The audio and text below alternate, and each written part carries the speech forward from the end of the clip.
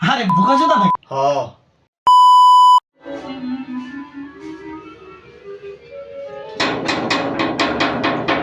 এই সময় কে? আরে আসতেছি।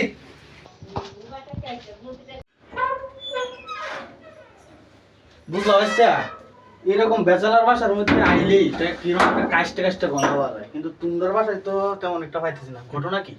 আরে কাকা বুঝতেছেন না কার বাসায় আসছেন? বিক্রম ভাইয়ের বাসায় আসছেন কাকা। ও তাই? কাকা আসেন তাহলে বসেন। এই যে কাকা, এই যে আমাদের মধ্যে ইনোসেন্ট সবচেয়ে ভদ্র পোলা সৈকত। ও সৈকত, হ্যাঁ কাকা। শোনো ভাইস্তা, আমার এক বন্ধু আছে, হ্যাঁ, নাম হচ্ছে অয়ন। হালাই কি যে লুচ্চা, পুরাই ওর মতো দেখতে। কি কোন কাকা? আপনার হচ্ছে বন্ধু আমার মতো চেয়ার হবো। চেহারা তো মিলে গেছে, কিছু করার নাই। আরে মান্নালো না, পৃথিবীতে যত লুচ্চা আছে দেখতে কিন্তু তোর চেহারার কাছাকাছি। আচ্ছা বাদ দে।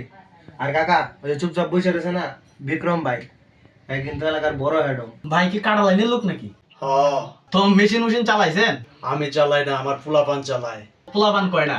এই মিয়া, পোলাপান মানে বাচ্চা কাচ্চা না, ভাই ব্রাদার।